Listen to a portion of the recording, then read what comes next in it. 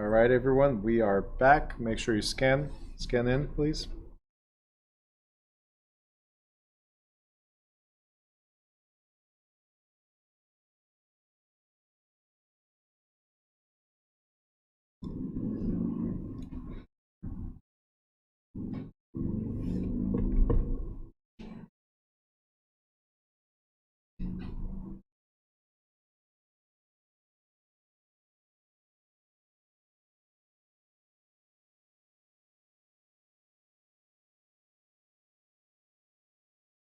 Come on, Zoomers. Get back. Turn your cameras on, please.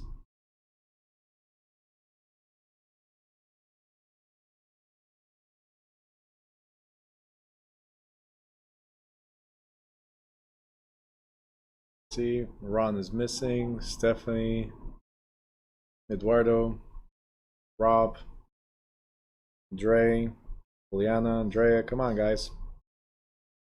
Cameras on. Let's go. Come on. Final hour, so we can get rid of this one.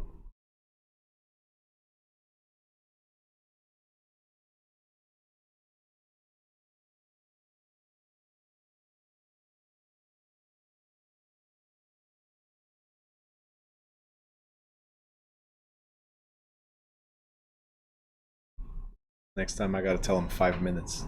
5-minute break. Brenda's like, no, I need more.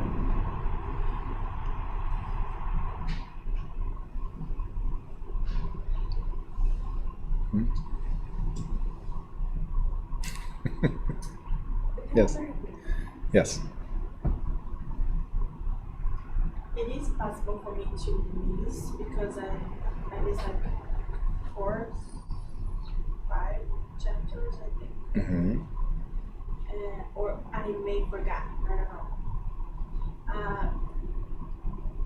This course give us a guide how to interview a broker or what kind of question we supposed to. So the course itself does not give a guide on how to interview a broker, but I think the only questions you need to ask a broker in the beginning is what are the fees. That's the first thing, because when you start this business, fees is not really what you want unless you have money laying around that you can then go full-time and focus on getting things done. That's my opinion.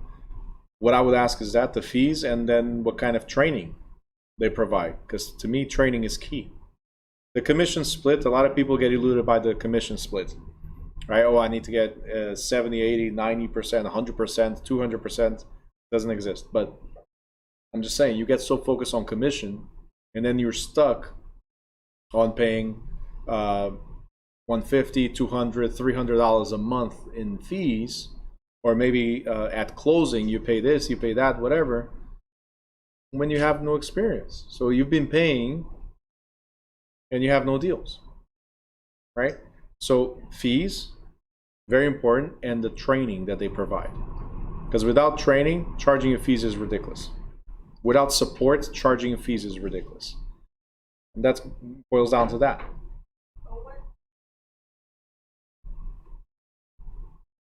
Find out if it's a good training. You'll never find that out. Only by talking to other realtors, right? Now, here's also the thing. One of the things that I see, we are, I'll give you the example of my agency. My agency, we still don't have a full online presence as far as training. We have the tools and we have a software that we use that comes with a lot of training already into it, built in, right? But we still believe on the face-to-face, one-on-one type of training. We have trainings here on Thursdays as an example, and we have few agents that come in and we provide that training. But I think it's the same as you guys being in class. For me, trainings, that's what it is. You guys being in class. If you're not paying attention, it's never going to work. sometimes you're paying attention, but if you don't implement, it's never going to work, right? Whereas the one-on-one training is, you have somebody that wants to sell, I'll go with you and I'll do the presentation for you, and you see how it's done, right? So this is what I would ask. As far as training, what can I expect? Is there somebody that's going to go out with me? If I have a buyer, if I have a seller. There are some agencies out there that the whole training is online. I mean, if you're there, by the way, there's no good agency, there's no bad agency. I'll put it like that. There's no good training and bad training, because everybody perceives information differently. So what might be good for me might be really bad for you. So how do you know that the training is good? How do you know that the agency is good? How do you know the broker is good? Each his own. The cool thing about it in New Jersey is that it only costs $25 to switch. So if you're not happy with agency A, you can always pay $25 and go to agency B. That's an alternative, right? It sucks to be moving around because your reputation goes with it. Oh, this person doesn't stay anywhere, right? I know of an agent that moved 5 times in a year. Yeah.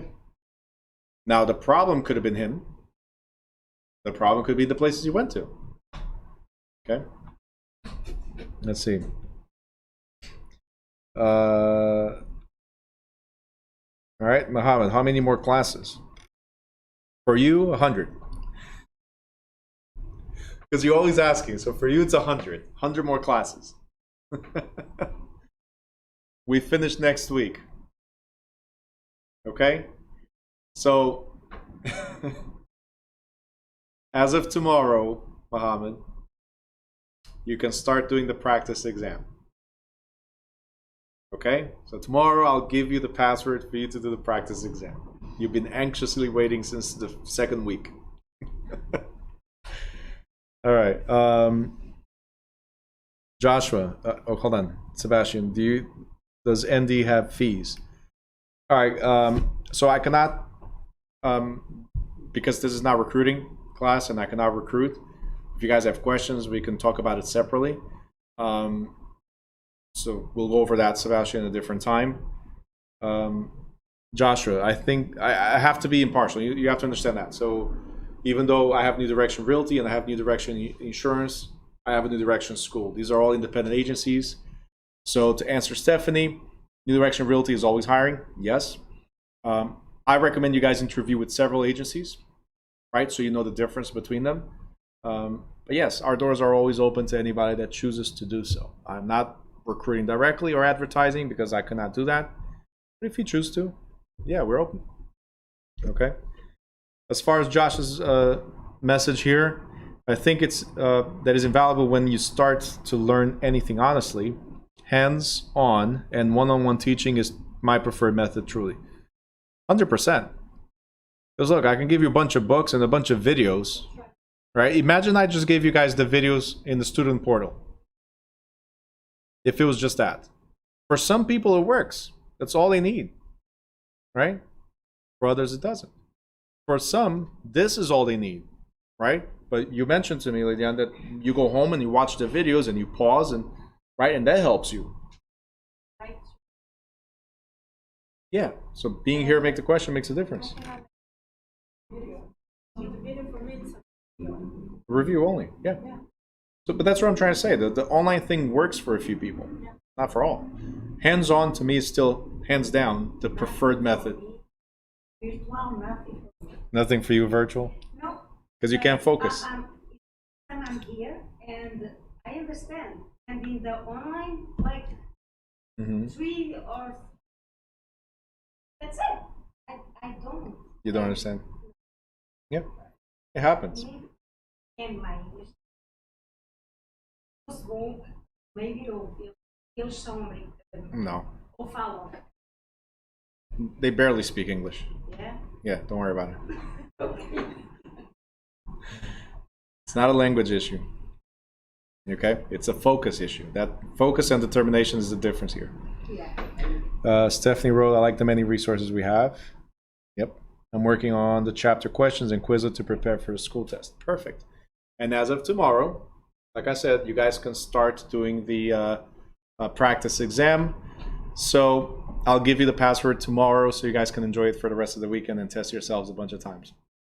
Okay, Mohammed, so only tomorrow. Remind me at the end of the class to give you the password. I was talking to his friend, and he goes like, we're just talking about him bad. We're talking bad about him. Like, oh, he's so anxious. He never stops.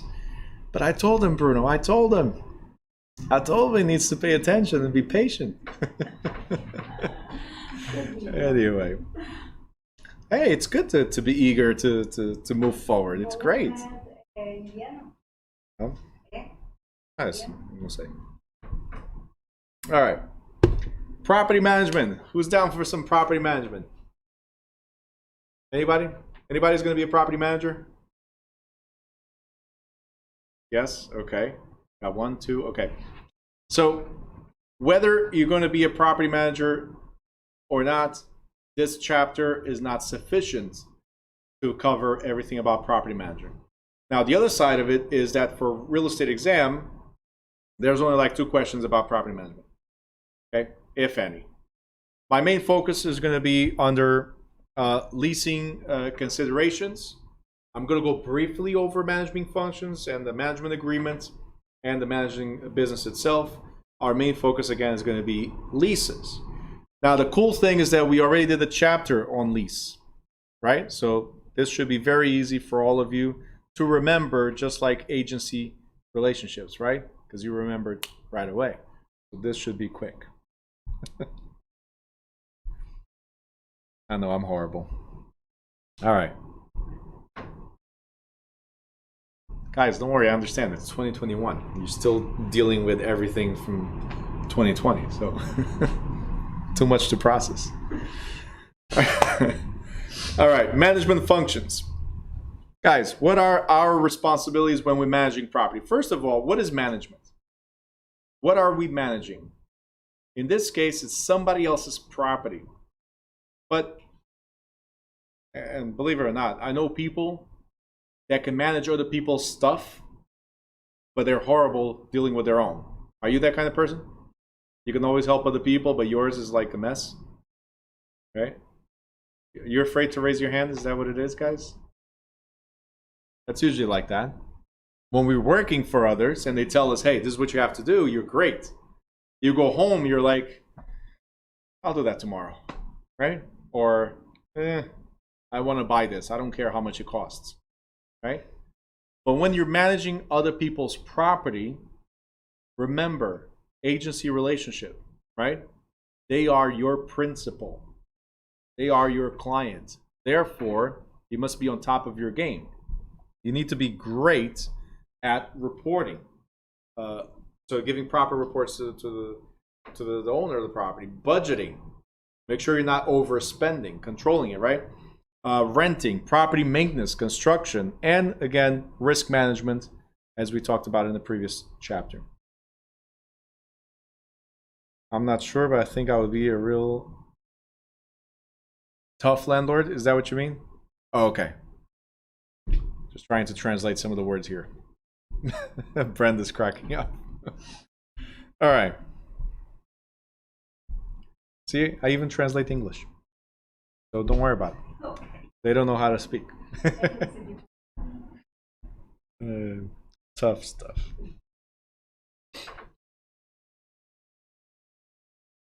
Mr. Sebastian. When you type, certain stuff steer away from. Okay? This way I don't have to translate certain words to keep it clean, because we are also live on YouTube, just saying, I cannot read those words. Okay? I've had somebody worse in the previous class. Way worse. Cuss words and everything. I'm like, oh, how do I read this question? Right? It's like those languages where they stop halfway through the word, right? With a little click or something, and you're talking, stop, and or like the songs on the radio. You know there's a curse word, but somebody stopped, like there's a bleep going on, right? Same thing. I know you put the marks there on purpose. I know. I still have to read it and come up with a different words for what you were writing. All right, so property management is a special within the real estate profession. Guys, you're not going to be property managers to start with, right? You're going to be salespeople. Do you need a license to be a property manager? That depends. A license might be required if you are a third party. If you're an employee, if you guys remember in the previous session, if you're an employee, right, of the owner, you might not need a license at all, right? So that's what he says. Many states require persons who manage real estate on behalf of other persons or entities to be licensed as real estate brokers. Other states license such persons specifically as property managers. You might need an actual license as a property manager. And real estate firms that handle the sale or commercial and investment properties are in a natural position to manage those properties for their owners. Now, some property managers work for firms that manage multiple properties under a blanket management contract. Others are independent agents. Some are employees of the owner, as I said, but they generally fall into one of the categories. So, individual property manager, individual building manager, resident manager. Okay? An individual property manager, usually a real estate broker who manages properties for one or more owners, may belong to a small property management firm that's fully devoted or full-time property management. It can be self-employed or be one of several managers in a large firm. Individual building manager usually manages a single large property. Okay, so individual building, right? And resident manager for residential properties only usually lives on the property, like a superintendent, for instance, right? Lives on the property and manages that property on a part-time or full-time basis.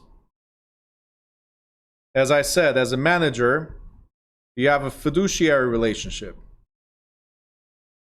And that means that you're still responsible. Fiduciary means you're still responsible for COLD, care, business, accounting, loyalty, and disclosure. Okay? Going briefly over this. You are required to report in certain intervals, right, what the property is performing as, and also potential damages to the property, right? So you have annual operating budget, monthly cash flow, income, expenses, net operating income, net cash flow, profit and loss statements, budget comparison from this year, previous year, what we're going to need for next year based on projections, and so on. As far as operating budget, as the word says, operating is the cost to keep the lights on, right? What is the cost to keep the lights on? Utilities, taxes, employees. This is what it costs every month to maintain. So these are the expected expenses that we are aware of. They are a necessity for management. Okay. Income. I'm sure you guys remember this. We talked about PGI, EGI, and NOI. All right, you guys remember this? No? Chapter 16, income, the formula, right? You guys remember the income capitalization formula? Yes? Income divided by rate equals value. Income divided by value equals rate. Rate times value equals income. No? You don't remember that? Okay. Remember, there's three ways to come up to a value of a property, right? We have the sales comparison approach, we have the cost approach, and income capitalization approach, or the income approach. How much money comes into the property. And if you guys remember, we talked about PGI, EGI, and NOI. PGI, or potential gross income, PGI, or potential gross income, is when we expect 100% of the property to be occupied and producing income. It's the potentials, what we would like to get. Okay? Right? And I told you, it's like your paycheck. That's the, hey, my salary is $50,000 or $100,000 or $200,000 a year. That's my salary. That's what I would like to get in my pocket. But is that what we bring home? No, right? Because we need to account for the days that we're going to lose. So vacancies and evictions. That will bring us to the EGI, which is the number we really can expect to bring, for the property to bring in, right? And then there's the expenses. I gave a comparison. Going to work, there's the gas, right? There's the maintenance of the car, there's the tolls. You might have to eat, because depending on how long you're going to be there on that day, right? So there's expenses. So we have PGI, what we wish we would get, EGI, which is what we can expect, and then minus expenses, the net is what we take home. Just like your paycheck is what goes into your bank account, net, right? So we need to be able to account for all this stuff, so we figure out what is the cash flow, right? When you had the chapter on investments, you talked about cash flow. There's positive cash flow, there's negative cash flow. Positive cash flow is what you want for your clients every day, all day, right? You want to make sure that at the end of the month, there's money left over, not money owed. Meaning you have to pay to live there. You have to pay to maintain a property. That doesn't make any sense. If I have an investment property, it's because I want to collect, not have to pay. So cash flow. There's varied expenses between fixed and variable. Fixed expenses are the constant over time. Variable expenses is the, hey, once in a while I have to repair something, right? I should have money set aside for those variables. And then there's like the capital. When you see words like capital expended, means major expenses. So me having to change tires on my car, right? It's a variable expense. I know that eventually I need to replace that, right? Me getting into an accident or having to redo the whole car for whatever reason, right? That's a capital expense. So in the house is the same thing. I might have to paint when a tenant leaves. It's not a fixed thing that happens every month, but if a tenant leaves, I might have to paint. That's a variable expense, right? Eventually, I need to replace the roof, right? That's a capital or a major expense. You guys got it? Give me a thumbs up if you got it. Good? Again? Good? Susanna? Yeah. Cash reserves. You should always have money set aside for those expenses, right? The variable ones. And then it says here that the property manager, whose full responsibilities includes maintaining and managing the property in accordance with the owner's financial goals, includes seeing that the property is properly rented and tenanted.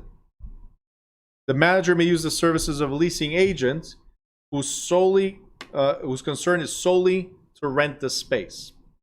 So, property manager manages the property, and they can hire people for certain things. Like you're going to hire a superintendent. It doesn't have to be you. It could be somebody else.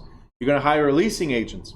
The leasing agent is licensed to lease, to rent, right? And collect money from that. The manager pretty much is responsible for the overall. Okay. Controlling vacancies. This is one of the responsibilities. The rents might be too high or too low, and therefore nobody wants to rent there, right? I know you're probably like, well, if it's too low, there's no such thing as too low, right? But if you go to a place, let's say you're comfortable. Let's say it's not a matter of need, right? Let's think of this logically. It's not a matter of, oh, I need to go to the cheapest place possible, right? You're conscious that you're okay with let's say $2,000 a month. And there's this place that's renting at $1,000 a month, but 60% of the building is vacant. A lot of people will be like, ooh, it's cheap, but something is wrong, right? Maybe the rents are too low. They're not up to market value where people will be like, okay, I'm comfortable with the amenities that are being presented for $1,000, for $1,500, for $2,000. Conversely, nobody wants to pay too much, right? If it's $3,000 and you're in an area that type of property only goes for 2, why would you rent for 3? It makes no sense. So we need to be aware of the values in the area. Your marketing, very important. You might have ineffective marketing, okay? Management quality, maybe you suck. And this is true, guys. Sorry, this is true. I've been to places, right? I lived in places when I was a tenant, right? That the issue was the management, okay? The issue was the management. I mean, the price was right if there was good management. Like going to a restaurant. You go to a restaurant, right? The food is great. The prices are amazing, but service sucks. How many times are you going to go back to that restaurant? Right? It has to be a combination of things, right? And service, guys, is key, especially if you live there. Service is key, okay? Andrea says, take out. That's it. I was going to say you can never go wrong with that, but you can. But take out is an alternative, yeah. All right. A poor tenant retention program. So again, that goes with management quality. Because for me to keep my tenants, right, I have to listen to my tenants, right?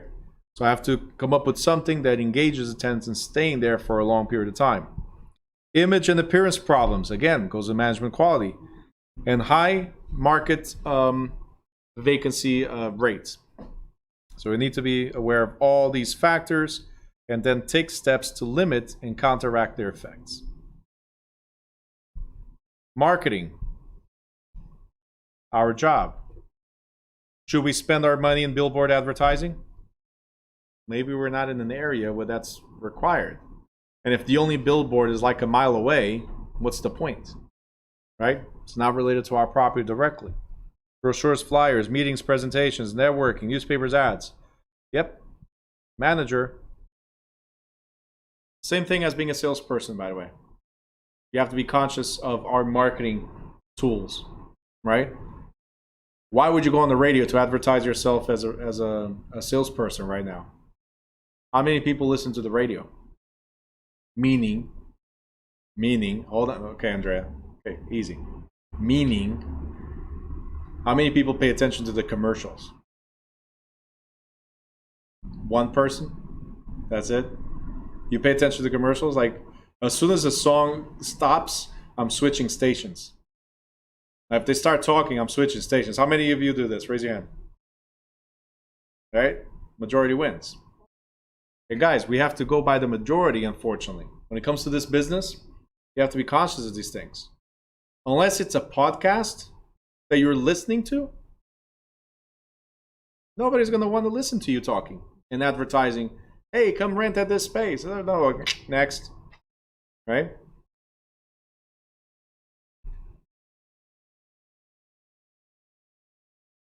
You're speaking about a situation, and then I see it showing up on Instagram. Well, Alexa is listening to you. No, you know what it is? Sometimes is you might have done a search, basic search, and there's something called retargeting. So these are things you guys need to learn eventually. So online services, retargeting. If you search for apples, over the next 3-4 weeks, everything that pops up on your Facebook, Instagram, or whatever are apples, especially from that particular place. All right. I invest a lot in retargeting. So if people go search another school, right? And, damn it, I'm on YouTube advertising this live. When they go search for another school, right? Both YouTube and Google are supposed to now start popping up with my information in front of you, even though you went to search for a different school. It's called retargeting, and it's based on SEO, so search engine optimization. It's based on keywords that are being searched and so on. I made one particularly for websites. So if you're searching another school's website, automatically YouTube and Google will trigger that you're going to start seeing me on Facebook, YouTube, and so on. All right. So this is becoming more and more apparent. So more and more people are seeing this. Somebody's going to get upset at me, but it's the way it is. I'm just marketing. Setting the rents. Guys, how do we figure out how to set the rents? How do we figure out the rent values? Well, two things must happen. One is knowing the competition. Called comps, comparables, right? We got to figure out what other properties are charging, right? And see the amenities they have. Is it similar to ours? Is it different? And what are the differences? And let's adjust. So now we figure out that $2,000 is more or less the average, right? But is it worth it for us? Because then we need to make sure that it's sufficient to cover the expenses and give us some type of return. Okay? If I overcharge, I get nobody. If I undercharge, I'm losing money. Right? So we need to know the comparables and see if those match what we expect. Setting the rents. Okay? Selecting tenants. Again, I'm just briefly going over this. Selecting tenants. How do you select tenants? We're not talking about just doing background checks, right? But we are talking about, let's say you have a retail store, right? Am I going to get you into a warehouse? Doesn't make any sense. You have a manufacturing business. Am I going to put you at the mall? Most likely not. So we need to make sure that the place is suitable for the tenant, for your expansion, for your needs, right? Very, very important. Okay? Very, very important.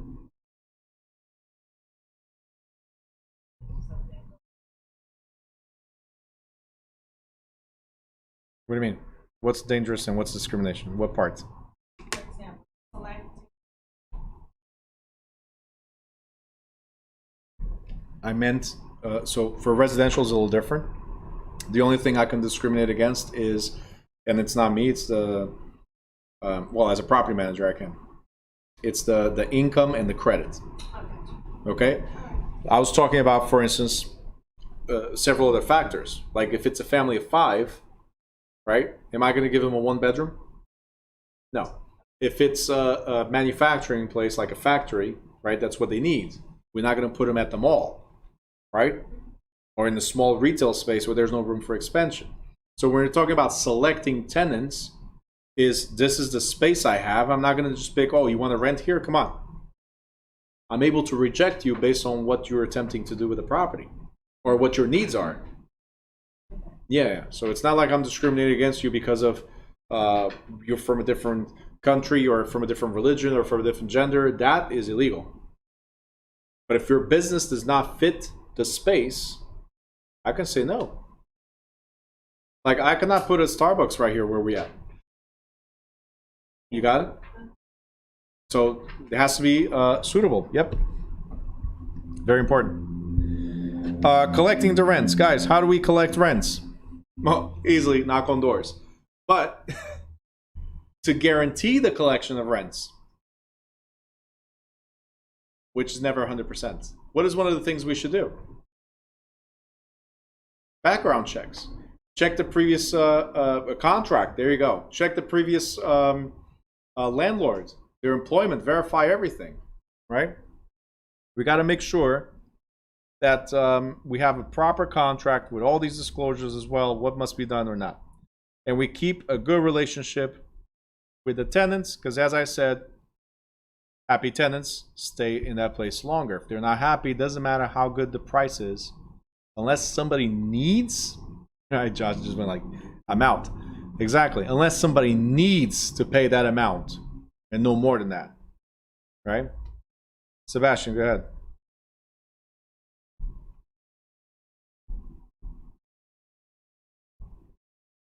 What's your question? You want the mic or you just want to... Mic? Okay. I'll charge $5 for that one. All right. Go ahead. Okay. I hope this isn't too loud, but my question is it adjusts. Don't worry. Okay, awesome. So What? My question is that if What'd you say? a I tenant can't hear you. moves into your house, would you be able to ask ask for maybe like references or previous landlords of theirs to see how well they performed in their previous homes, I guess, like with payments or how they were. You're entitled to ask all that. Call the previous landlord, other tenants. Yeah, I want to protect myself. Yeah. Actually, Stephanie, after saying a house in Elizabeth, and they had a tenant who, I mean, I guess they don't see it as an issue. I see it as gross misuse of, I guess, the extra space that they're allowed. They have like a little side room, and they just leave trash bags there for days before taking it outside to the actual trash bin. Okay, so they're attracting cockroaches and stuff. Okay. Yeah.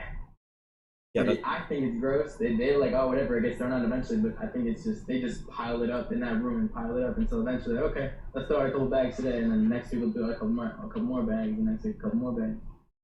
Okay. I would definitely have a conversation with that tenant because they are, just like Andrea just wrote, damaging the property. And I would call pest control already. I'm telling you. Yeah, Brenda, I'm I think my a little mom concerned. she's like really like shy and she hates confrontation, so I know that she always feels bad to like point something out. So I always satisfy. I think I'd be a really tough landlord because I wouldn't think twice. I tell them straight up. All right. Do this, you do here. I'm gonna have to bring somebody to do something. I'm gonna have to call your mom. Tell her off a little bit. Anyway, tell her I said, little Kevin Hart for you.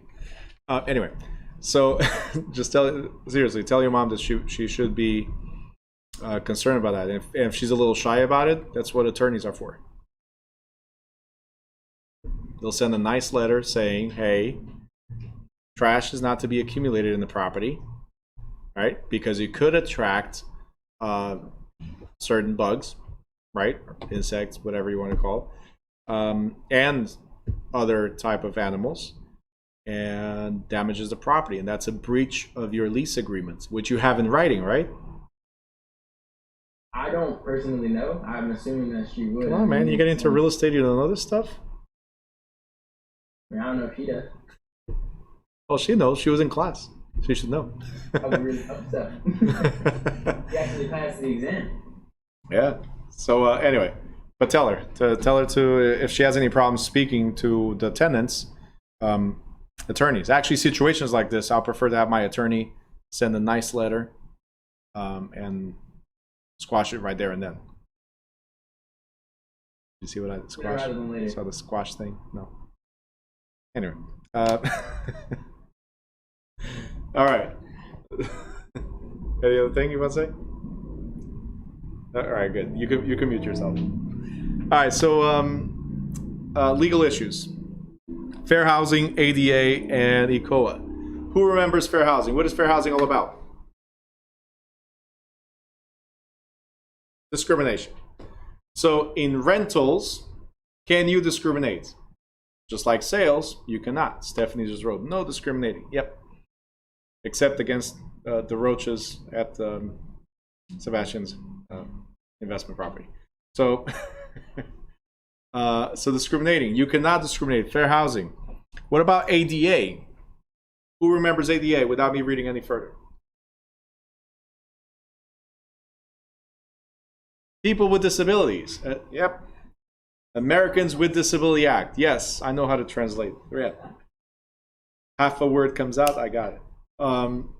Americans with Disability Act. What about ECOA?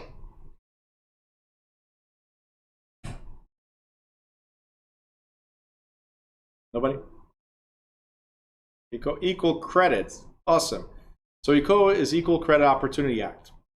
So a property manager must be fully aware of potential legal issues. Therefore, a property manager must implement, right, and ensure that these things are followed, that there's protection, like there's that they're themselves and their employees, whoever they hire to be there, comply with fair housing, no discriminating against anybody.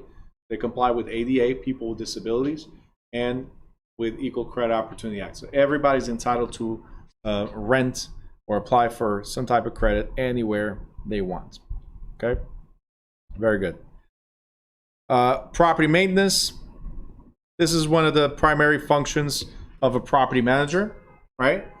The cost of the services provided must always be balanced with financial objectives and the need to satisfy tenants' needs. The manager will also be concerned with staffing and scheduling requirements in accordance with maintenance objectives. Okay? What are maintenance objectives?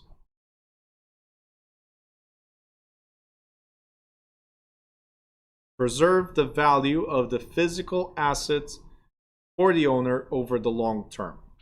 So, if a property manager neglects the management of the property, right, or maintenance, I'm sorry, of the property, eventually will deteriorate. Just like the extra room, the side room, as Sebastian said, eventually, it's a guarantee, Sebastian, it's a guarantee, eventually, you will have issues there, right? A property manager must be aware of these things in order to preserve for the long-term value. Routine maintenance, right, is making sure that you do regular inspections, schedule upkeep of mechanical and systems, heating, air conditioning, restrooms, lighting, and landscaping, regular cleaning of common areas, minor repairs, and supervision of purchasing. Now, the funniest thing is that a lot of people do things last minute. I don't know if you guys are like that, right? There's a lot of people that prefer, oh, let me save some money, and when it happens, I'll fix it. Let me not worry about it, because when it happens, I'll fix it, right? Sometimes it works, sometimes it doesn't. Just as an example, I have my previous business, I had a huge copier machine. Here we have everything with a maintenance plan, right? It costs me money, the maintenance plan. But those machines, we're talking about $15,000 to $20,000 machines. I prefer to pay a lease and a maintenance plan and maintain the value of the machine if eventually I want to sell it, versus let me not do anything and let it break down, right? And then I'm going to go 2-3 days without it until somebody shows up and charges me 3 times the cost. Now, everybody's different. Some people are willing to, oh, if this breaks down, I'll get a new one, right? I'm not. I prefer, if this breaks down, in 24 hours, somebody's here to fix it. Because my business cannot wait 3, 4, 5 days for another printer to show up. You guys understand? So everybody's a little different with that. It all goes back with satisfying what the landlord wants and what the tenants need. Okay? So make sure, maintain. Preventative, as I was saying.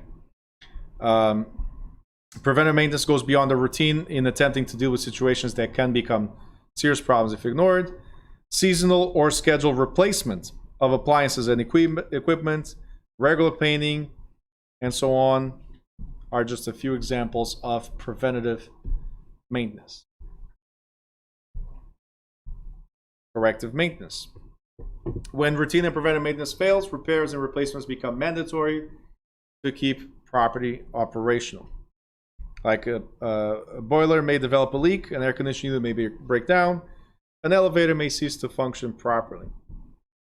And that's what I was explaining. Sometimes you need to just put everything on the maintenance contract, right? Maintenance contract, and you'll prevent most of these things. Okay? So are there times that I have to pay for the parts on the copier? Yeah, if it was not covered by the maintenance program. Like, for instance, when we get upset and we kick the machine, that's not covered. Right? So if it's intentional damage, maybe it's not covered by the maintenance contract. But all these routine things, right, should be part of it, should be part of your budget.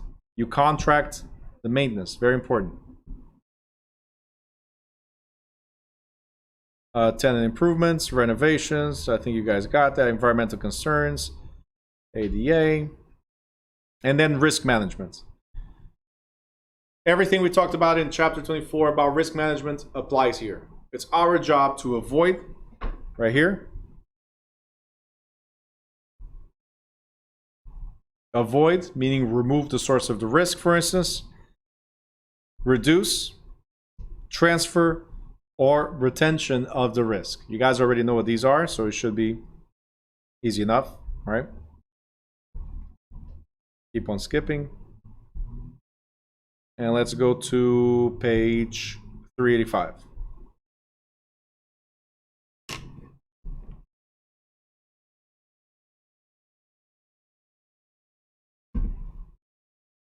All right.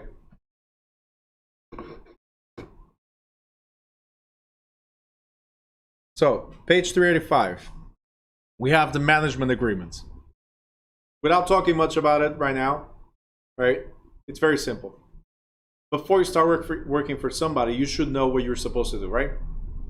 Guess where that's going to be? In the management agreement.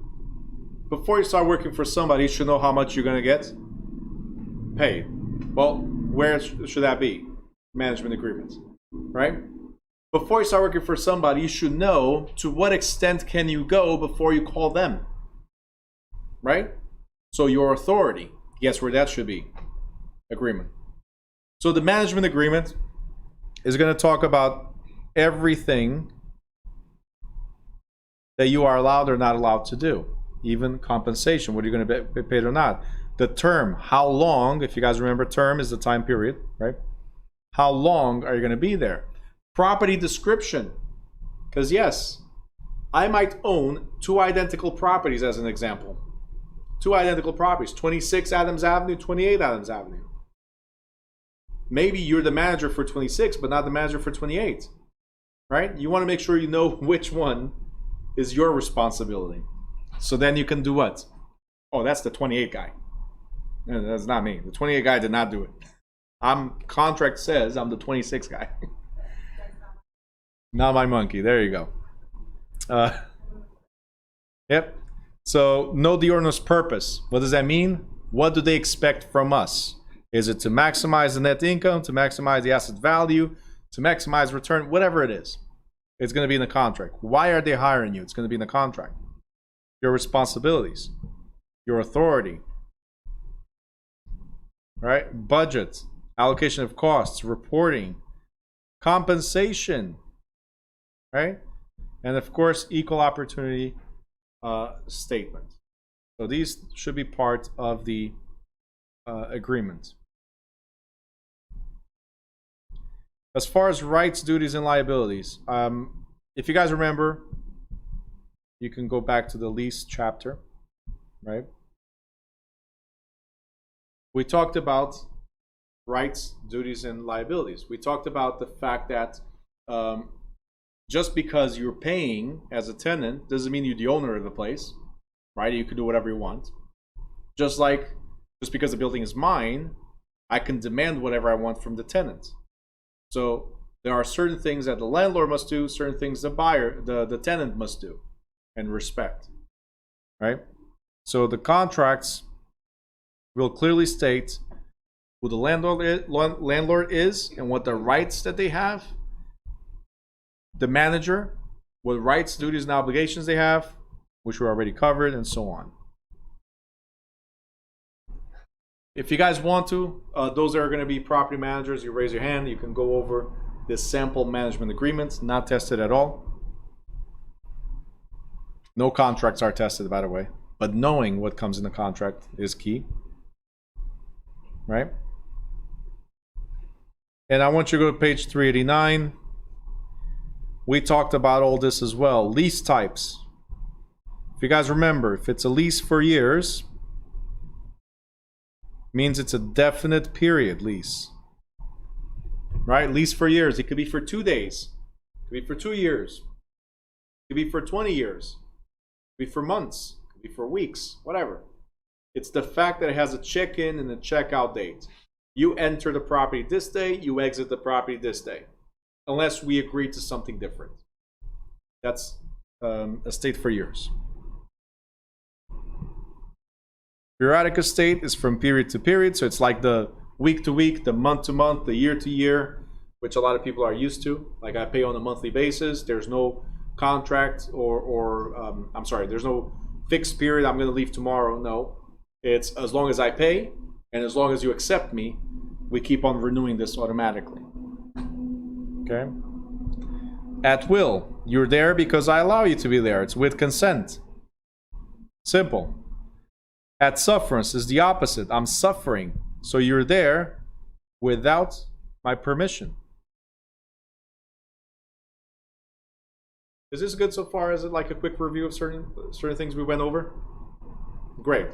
Because starting tomorrow is pretty much reviews and just a few details about New Jersey law. Everything else is review, review, review. Okay? Gross lease. Gross lease is a fixed rent, mainly for residential leases. Right? I cannot make it any better than this. I highlighted exactly what you guys needed. Gross is a fixed rent for residential. Period. Net is rent plus some or all of the operating expenses. And usually find this in office and industrial leases. Sebastian's like, we made it, everyone. No, we're still not done, man. We made it. There's more. It's 30 chapters and we still did not do math. There's more. Percentage lease. But wait, there's more, yes. 2 o'clock in the morning commercial. Always. Percentage lease. Rent is not fixed, but depends on income generated by the tenant. So a percentage lease is where the tenant will pay a certain amount, right? Or whatever the percentage of whatever the business brings. Okay, so it could be one thing or another, or a combination of both. You guys remember that. Graduated lease. It gradually increases over time. Graduated lease. You start off with $1,000, then it's $1,200, then it's $1,400, then it's $1,600, until he reaches the cap, which could be $2,000 a month. So both the percentage lease and the graduated lease are used to help the tenant while benefiting the landlord some way, somehow, right? I'll help you now with a cheap rent, and then it's going to increase based on either your business or based on the future value, okay, that we agreed to up front. Any questions so far? We're good? Again, just review. Owned and leased inclusions. So every lease should set forth the items that are excluded or included in the leased property. What is yours? What is not yours? Right? Included or excluded. Like for instance, it says here refrigerators. Just because I have a refrigerator there doesn't mean that you can take it with you at the end. Right? It also does not mean that I'm obligated to provide you one. It's there. If this one breaks down, get your own. Maybe that's what the lease says, right? So it should state all this stuff. What is the maintenance policy and so on. And again, guys, we talked about this in the lease chapter. Alterations. You guys know that anything you do without permission, right, belongs to the landlord. So if you make changes to my property and you did not ask me for it, if they look good, I'm keeping them. If they look bad, I'm going to charge you for it, right? Because you did not have permission to do so. So that's why we get permission, and make sure you have it in writing. That's key. The other thing we have is trade fixtures. Who remembers what trade fixtures are?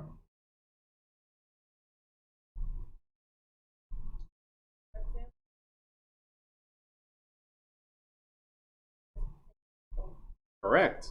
So everybody's answering business, and Liliana took an extra step and started identifying the TVs I have here, the chairs, the tables. So the chairs and the tables are not fixtures themselves, but the TVs are. Because they're fixed. Fixtures are things that are affixed or attached to the property. Okay? Sebastian, removable. Andrea M, temporary fixtures. Yes, these are things that can be removed. Why? Because being a business, related to business, trade fixtures business. right? By being related to business, it is understood up front that when I rented this space, if you guys remember, I mentioned this, when I rented this space, the owner knew I was going to install TVs or install something for me to conduct the business, right? Just like salons, the same thing, right? With the sinks and all that stuff, right? It's temporary, right? Supermarkets, when they bolt down those shelves, for instance, right? It's temporary. At the end of the day, what can I do? Remove it. As long as it's done before the lease expires. Okay, so Tracy, yep. So remember that, because there might be a question in the school or state exam that talks about the supermarket. Okay? The answer is it's removable because it's trade fixtures. You can remove it before the lease ends. Remember that. Okay.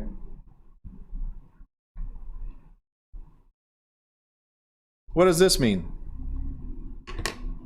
I think it's self-explanatory. Right? The word itself, reversionary rights. What does this mean? Something that comes back. Perfect. Sebastian said the same thing. Comes back, right? So I rent the property to you, right? And at the end of the lease, what happens? It reverts back to me. You cannot lock me out of my properties. You cannot pay it forward to somebody else. No, it always comes back to me. As a manager, it's the same thing. You're managing the property. At the end of the term, it comes back to me. Same thing. Okay? Landlord's rights and responsibilities. Guys, we talked about this in leases again. The right that the landlord has is to collect the monies, one. And number two, going into the property. I can go into the property, right? Say it louder. Yep. Only under one or more of the following conditions: emergency, consent. Okay? During normal business hours, only after giving notice. Tenant abandoned or surrendered the property, or the landlord has a court order. These are the only ways, remember this, the only ways that a landlord can get into the property. It's either there's an emergency, fire for instance, right? Or water flowing out of the apartment, right? I can get into the apartment. Okay? The tenant gives me consent. Hey, I want to check the property, the apartment on this date. Is that okay? They said, yes, sure, come on in. Right? And so on. Like I said, collect the rent and so on. But what are the responsibilities, if you guys remember? To make sure that the property is habitable. Habitable. What does that mean? That you're not endangering my life, health, or safety as a tenant. Okay?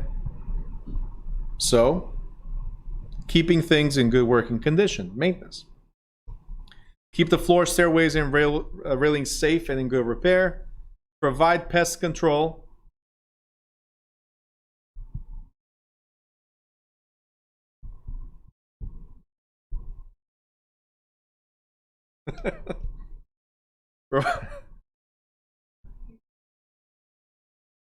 They were already laughing before Sebastian realized.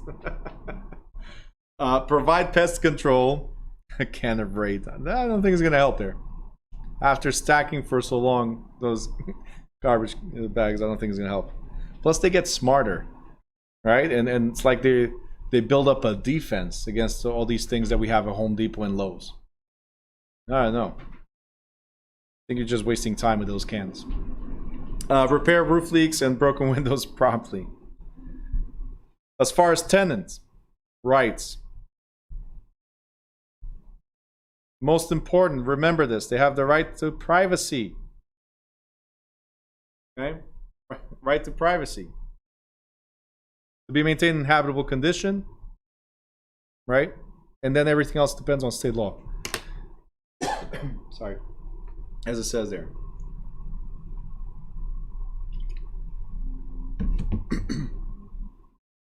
Now, if the landlord fails to correct the problem, that is the landlord's responsibility, like keeping the property habitable. One of the things that we can do, if you guys remember, is constructive eviction. Who remembers what is constructive eviction? Say it louder. You don't need to go to court. Nope. But you evict yourself. You need to Move out. move out. Yes. Move out. Right? Refer the problem to mediation if you want and go to small claims court. And after giving written notice and notification of the emergency situation, you can actually, if you want, also call for professional repair and deduct the rent. Not every state allows you to deduct the rent. Repair and deduct. New Jersey happens to be one of them that allows. Most states, some of the states, you have to give notification of the damage and then pursue court first. Okay? But you always have the option to do a constructive eviction. Move out and let them know, hey, Joshua, how did you do before? I'm out. That's it.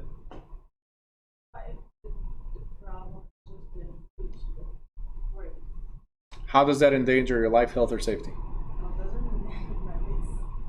Nobody can live without a refrigerator. Nobody can live without a refrigerator? Really? Really?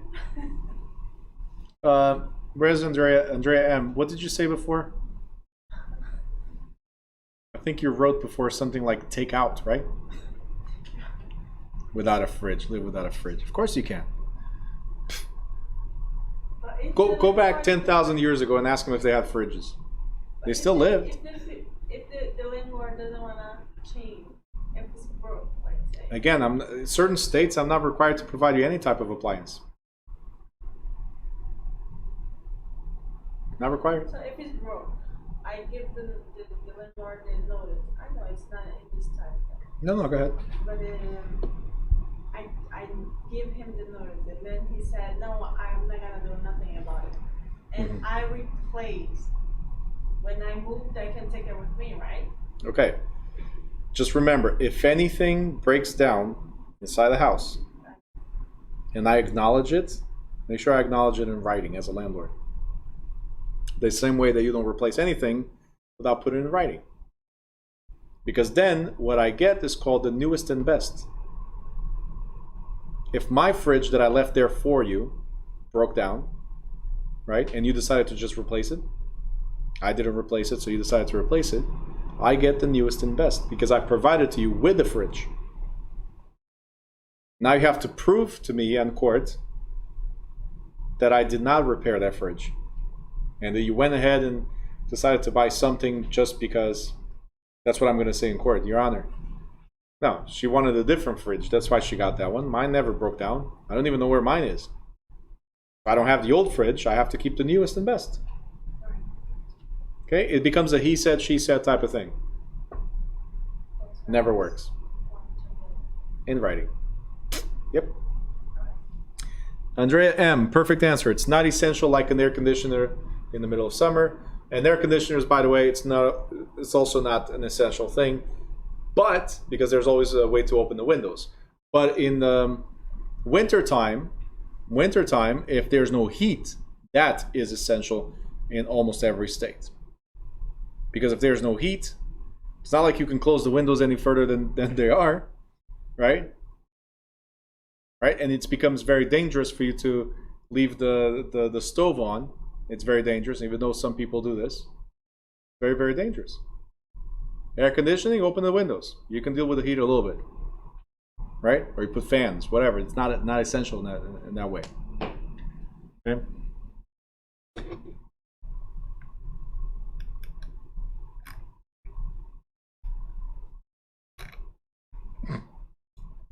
Sebastian and Stephanie are having fun going back and forth with torching his place. I don't know. Between somebody wanting to kill the broker, these two are planning on burning down the place because of a few garbage bags. I don't know. Today is the day. I see. All right. Responsibilities. You guys pretty sure remember this. One of them is to pay on time. Follow the rules and regulations set out by the landlords. Give 30-day notice when terminating a month-to-month lease. And returning all door and mailbox keys when leaving the property. Leave the unit clean condition as when you started the lease. Keep the unit clean and sanitary. Dispose of all the rubbish, garbage, and other waste in a sanitary manner. Okay. So, not pile it up in the next room we have. Anyway. Use and operate all electrical, gas, and plumbing fixtures properly. Refrain from destroying or damaging the property. Prevent others from destroying, and use the property and the rooms only for their intended purposes. We already covered this as well. You have the actual eviction. If your tenant does not follow through with their responsibilities, right, you can evict them. If they're damaging the property, you can evict them. If they're not paying the rent, you can evict them. If they're disturbing the peace, right, you can evict them.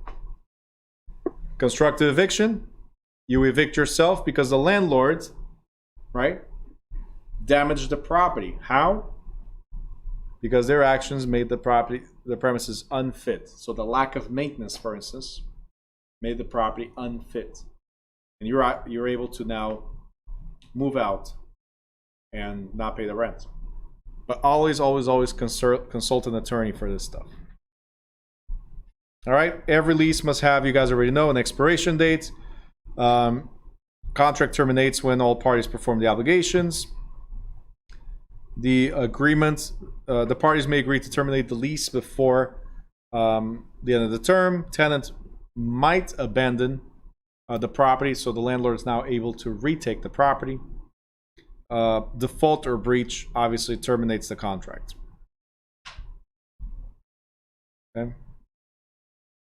Cover this. We're going to talk about it in the state portion more specifically. And we talked also at the end of the leases chapter, we talked about the Uniform Residential Landlord-Tenant Act. All it says is that across all the states, there are some stuff that's basic to every contract. But we keep on going back to the fact that every state controls or regulates what is required, right? So even though we have the Uniform Landlord-Tenant Act, the only thing that it covers is the lease term, rental amount, security deposit, landlord access, procedures for default eviction, and general obligations of the landlords and tenants. But the only obligation here, or what's mandatory, is that these are included in a lease. They don't specify exactly the amount of security deposit. They don't specify what must be a lease term. They don't say, nothing specified. It's just that this is what we can expect, okay, to be in every lease contract. So right here, see real estate leases for more detail. Okay. All right. Management business could be for different things: leasing, asset management, corporate property management, resort management, association management, housing program management, mobile home park management, and office building. So it could be a manager for any of these. Again, I'm not going in too much detail. It's not heavily tested. So just briefly going over. Okay. If you guys want to learn more about the business, you want to get involved in it, these are the institutes that you should participate in to learn. These are your peers. These are property manager organizations. Okay? If you want to. Not a requirement. And boom, right on time. Look at that. Property management, done. Not bad, huh? Huh? Tomorrow starts in New Jersey. Yep. So tomorrow is state specific, and from here on until next week, state specific. Like I said, we're going to use it as reviews for everything that we have learned so far, and a little touch on what, for instance, dates, compliance fines, and all that stuff that are specific to the state. You guys have any questions? Nope. Ron wants to check in. You're done. Look, it's not even there anymore. It's done. End. Over. Kaput. Josh was like, yep, done. Seriously.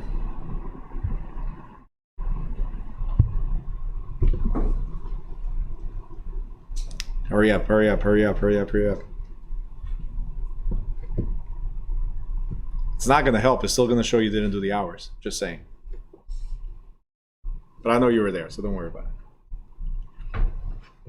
All right? I know everybody that was on and everybody that was off.